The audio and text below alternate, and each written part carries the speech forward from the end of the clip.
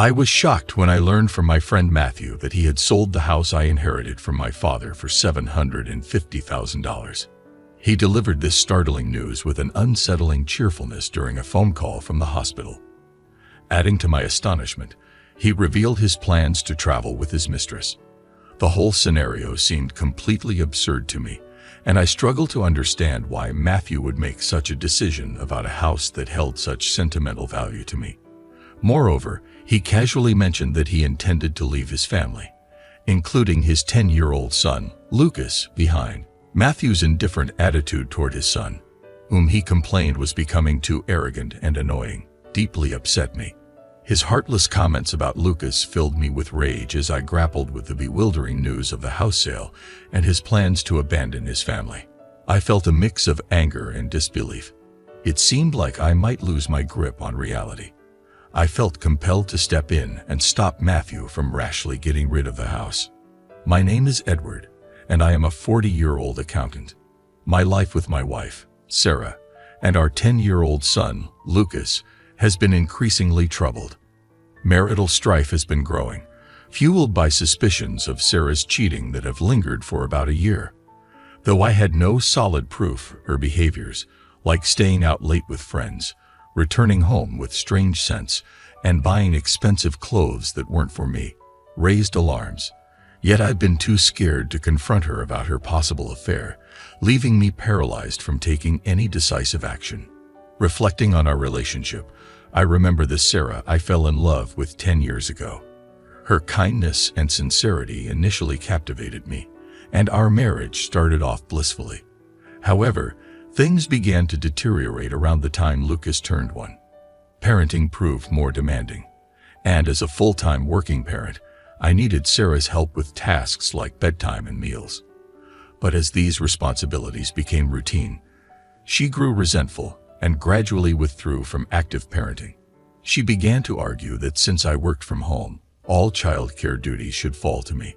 Sarah's resentful remarks were frequent, and she often left me and Lucas by ourselves, while she secluded herself in our bedroom.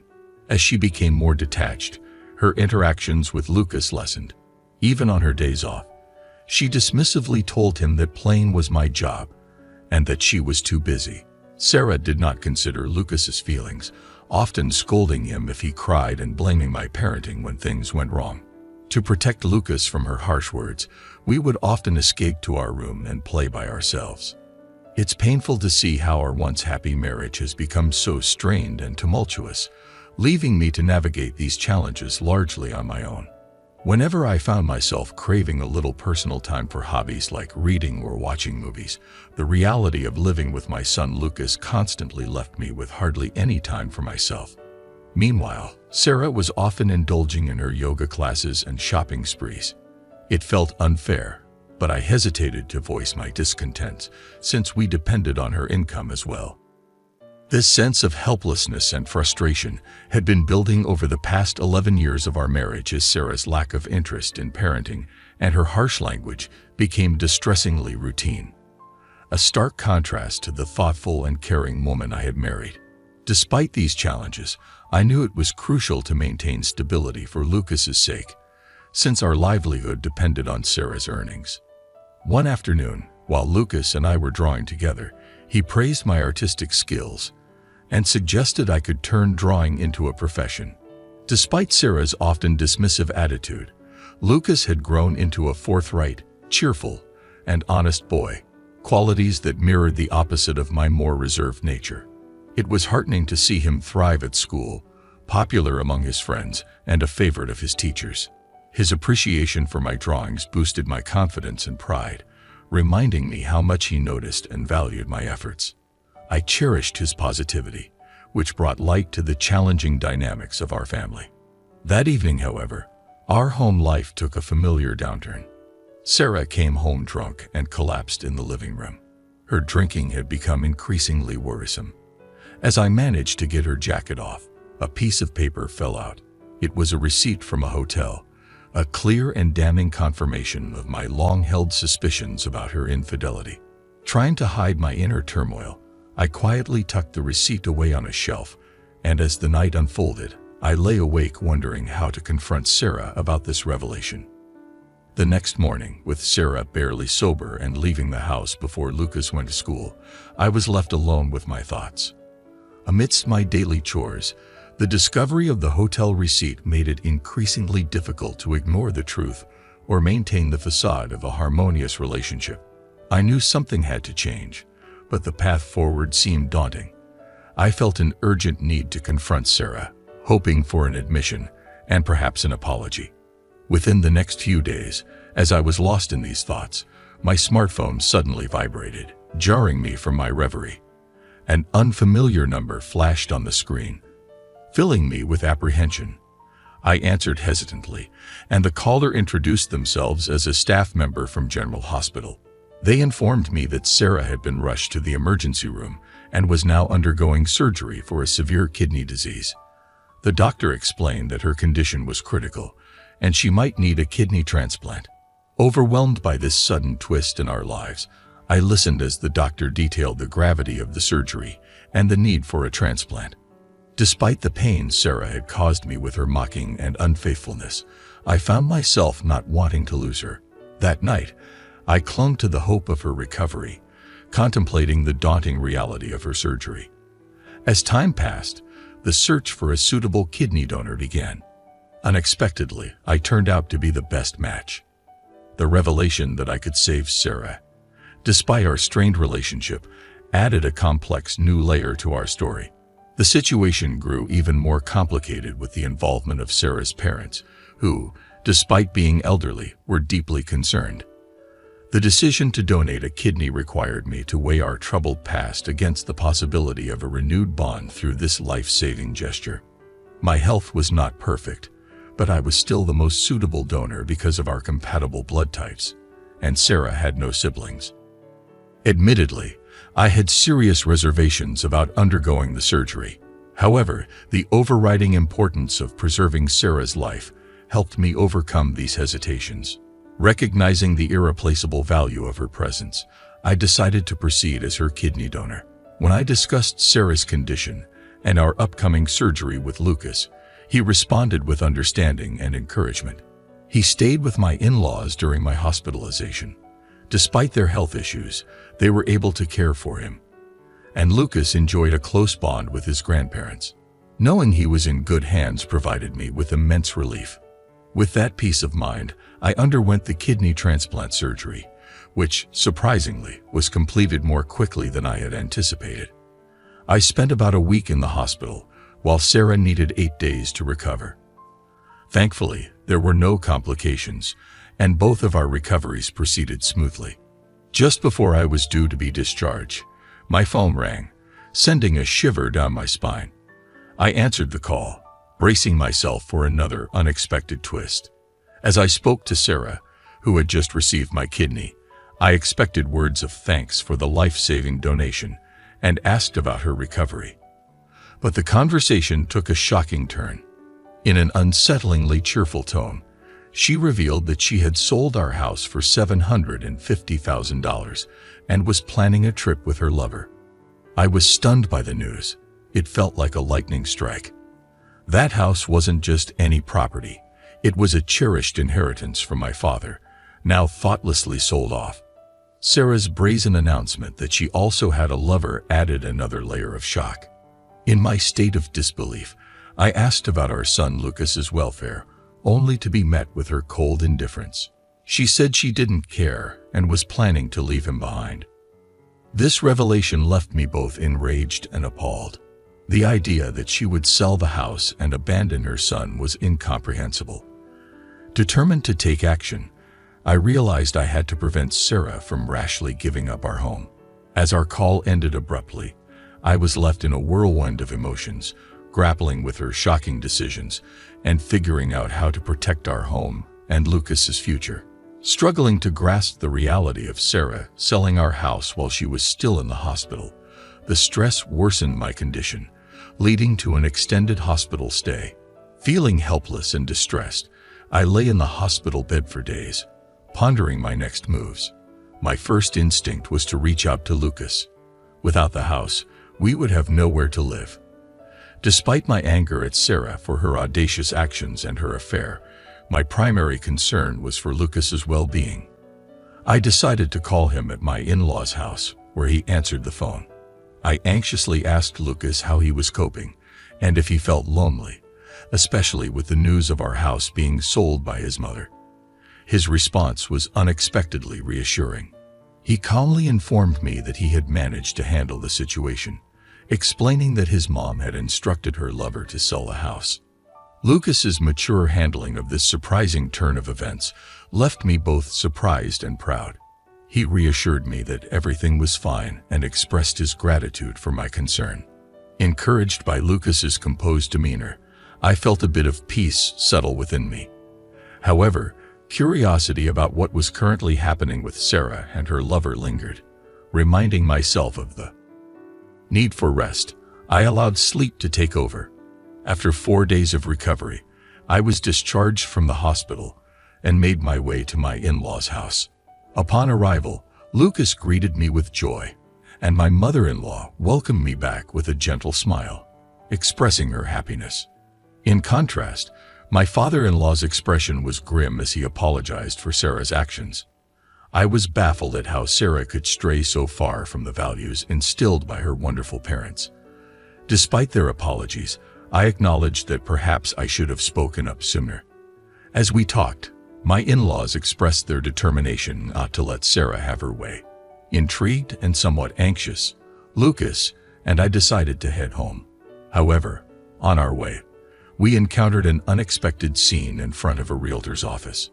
There we saw a disheveled Sarah and an unknown man, presumably her lover, engaged in a heated argument. Sarah, dressed in sweatpants and with unkempt hair, appeared visibly distressed. Her lover, wearing a short-sleeved shirt and only one shoe, looked frustrated as he complained about the house not being sold and a canceled purchase deal of $750,000. The chaotic scene unfolded before us, adding another layer of complexity to our already tumultuous situation. Sarah's angry gestures and her lover's loud complaints drew shocked looks from passers-by. Lucas and I, equally surprised, approached them, seeking an explanation. Upon questioning Sarah about her actions, she and her lover were visibly taken aback, gasping in surprise. Accusations flew immediately, with Sarah suggesting that I must have talked the buyer out of the deal. Dismissing their baseless claims and instinctively protecting Lucas behind me, I stood firm, ready to address the mess that had unfolded. I stood firm against their accusations, deeply troubled by the unfolding drama. The realtor, caught in the middle of this chaos, reacted with disbelief upon discovering that I was Sarah's husband. The cancellation of the house purchase had thrown a wrench in their plans. Sarah, pointing at her lover, admitted she still had debts from the money she had lavishly spent on him. It slowly dawned on me that Sarah intended to sell the house to settle these debts and secure a new place for them both. The realization washed over me like a harsh wave. Sarah knew full well that the house was a precious inheritance from my father, and yet she was willing to disregard Lucas and me in her scheme to seize my most valuable asset. My anger surged as I confronted her. Despite the tense situation, she continued to hurl insults, displaying a shocking lack of decency. I challenged her audacity to sell my house without my consent, emphasizing that I was the rightful owner. My anger grew as I questioned whether she had gone as far as forging documents to facilitate the sale. Then I revealed a surprising twist. Sarah had been badmouthing the supposed buyers of the house, unaware that they were her own parents. This revelation about my in-laws' involvement came from Lucas, who had discussed Sarah's misdeeds with them. Infuriated by their daughter's actions, my in-laws had decided to step in and protect both their son-in-law and their beloved grandson. Lucas stepped forward confidently, explaining that his grandparents knew the house's significance to us and disapproved of its hasty sale. In a strategic move, they had pretended to buy the house before anyone else could. Faced with this deception, Sarah, desperate and defeated, unleashed a vulgar laugh and lashed out at Lucas and her parents. However, Lucas remained calm despite her verbal assault. In response, I pulled a piece of paper from my bag and thrust it under Sarah's nose, ready to confront her with undeniable evidence. The unfolding drama highlighted the complexities of family dynamics and the lengths one would go to protect the ones they love. I brandished the divorce papers and declared resolutely, I want a divorce. Instead of grasping the gravity of the situation, Sarah snorted and scoffed, questioning my ability to live without her.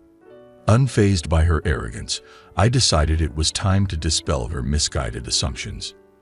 Determined to shatter Sarah's illusions, I calmly informed her that I had a plan in place. Don't worry, I'm going to receive a lifetime gift from your parents, I stated, revealing that despite everything, her parents were stepping in to support Lucas and me, ensuring we would be taken care of. This move was not just about ending a marriage, but about securing a safe and stable future for Lucas and myself.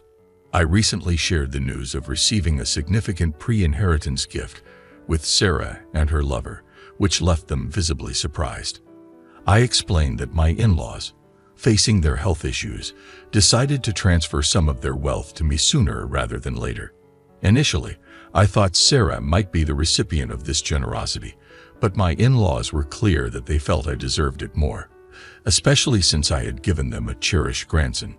They expressed disappointment in Sarah, who had not shown appreciation, even for a life-saving organ donation they have facilitated. Feeling fortunate for their kindness, I gratefully accepted the gift. This decision visibly upset Sarah, making her look pale and disturbed. She vehemently opposed the arrangement, labeling it as unfair and corrupt, and even threatened legal action. However, I calmly pointed out that her financial recklessness was to blame for her current situation, and our parents had made a perfectly reasonable choice. I also doubted aloud whether she could afford the cost of a legal battle, considering her history of financial mismanagement. Confronting her more directly, I warned that I intended to claim every cent, due to emotional distress and child support. I sternly advised her that I was prepared to go to great lengths to ensure she fulfilled her obligations. Overwhelmed and regretful, Sarah pleaded for mercy, but it was clear that her apologies were too late. I firmly told her that I would relentlessly pursue justice for both the insults and the neglect she had shown toward our son Lucas and myself. As Sarah and her lover hurriedly left the scene, the realtor, who had observed the whole exchange, thanked me for handling the awkward situation effectively. The resolution, though tense, was necessary to uphold respect and accountability in our family dynamics. After settling any misunderstandings, I was ready to embrace a new beginning. Holding my son Lucas's hand, we walked home together. He thanked me for being his advocate, and his smile in that moment filled me with resolve. Silently, I promised to always protect him. The divorce from Sarah proceeded smoothly, ending a marriage marked by prolonged distress. Surprisingly, it concluded with little fanfare, prompting me to reflect on why I had tolerated so much for so long. It became clear that Sarah had squandered a significant amount of money on her affair and had borrowed heavily to support her indiscretions. Her lover eventually left her, unable to cope with her financial instability. At the same time, Sarah faced professional setbacks. Her company, struggling with material shortages, had to downsize. Sarah, working in the office, was one of the first to be laid off. While unfortunate for her, it seemed likely that the company chose to dismiss employees based on poor performance or behavior, which might have included Sarah, given her conduct at home. Now jobless, Sarah scraped by with part-time work, showing little initiative to seek full-time employment.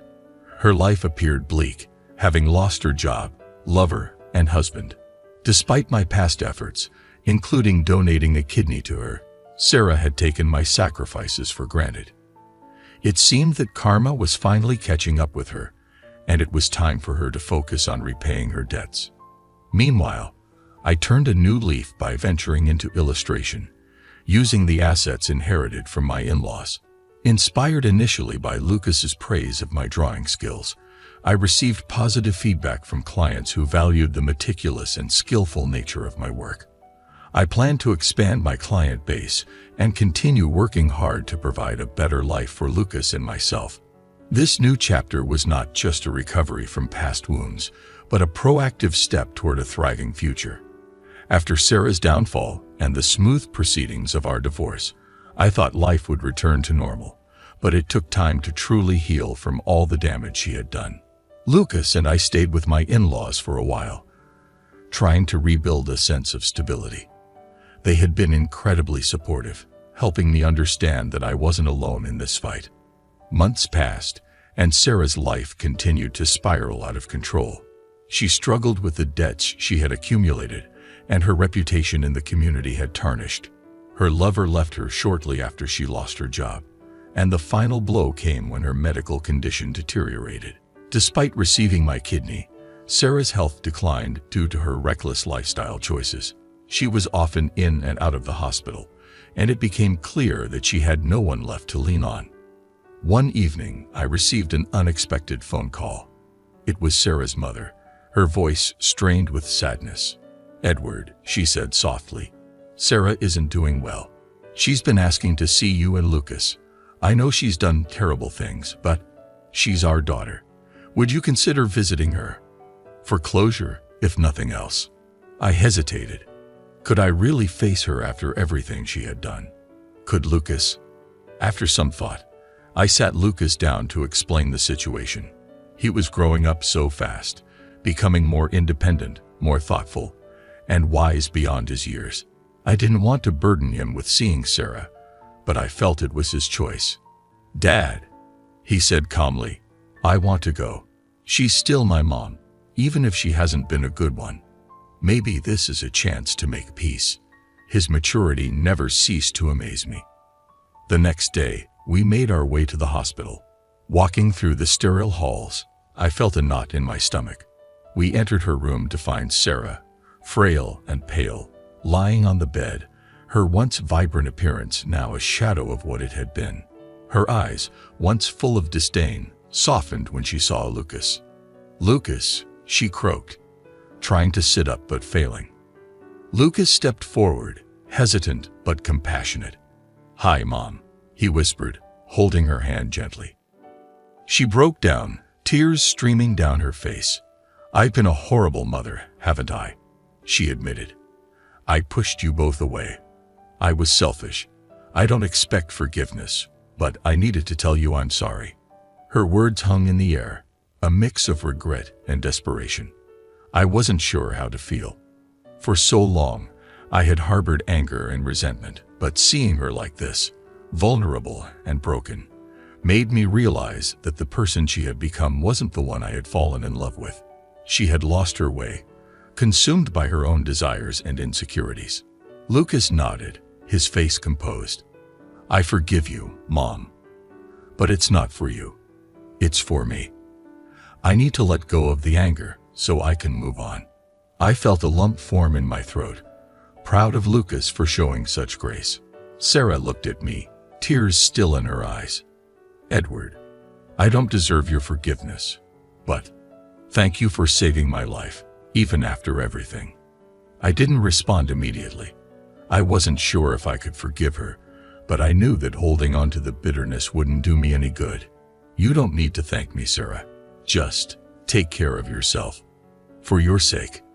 The visit was brief, but it gave all of us a sense of closure. As we left the hospital, Lucas took my hand and smiled up at me. "We're going to be okay, Dad." And he was right. Over time, our lives settled into a new rhythm. I poured my heart into my illustration business, gaining more clients and expanding my portfolio. Lucas thrived at school, excelling in his studies and making even more friends.